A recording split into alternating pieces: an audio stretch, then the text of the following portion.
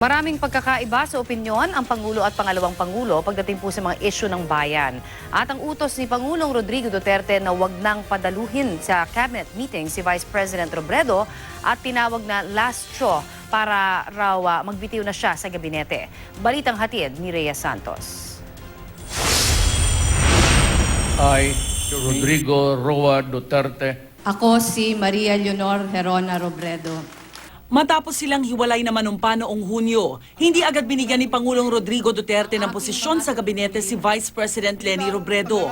Nag-aalangan daw kasi ang Pangulo noon na bigyan si Robredo ng posisyon dahil ayaw daw niyang masaktan si dating Senador Bongbong Marcos na natalo ni Robredo noong eleksyon. Pero sa change of command ceremony ng Armed Forces noong July 1, nagkita ang dalawa sa kauna-unahang pagkakataon at magiliw na nag-usap. Ilang araw matapos noon, nagdesisyon si Duterte na alokin si Robredo ng posisyon sa gabinete. Pwede ka housing, ma'am. Can you be the housing secretary?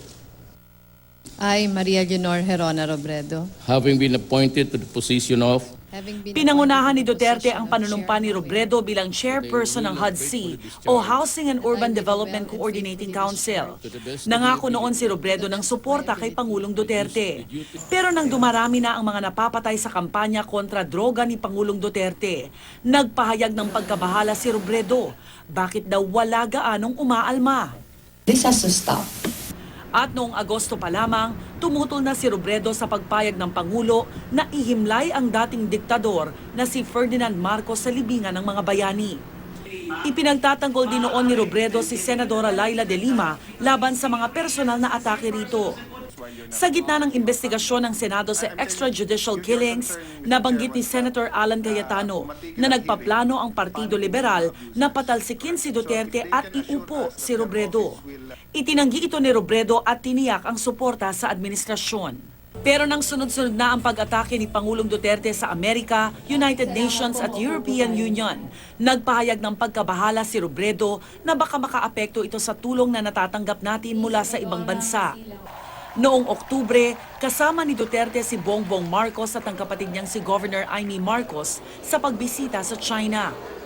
Doon nagbiro si Duterte na baka si Marcos na ang maging bagong vice-presidente kung mananalo siya sa reklamong inihain niya sa Korte Suprema na tumatayong Presidential Electoral Tribunal laban kay Robredo. kung manalo siya sa protest niya, baka bago ang ating vice-presidente.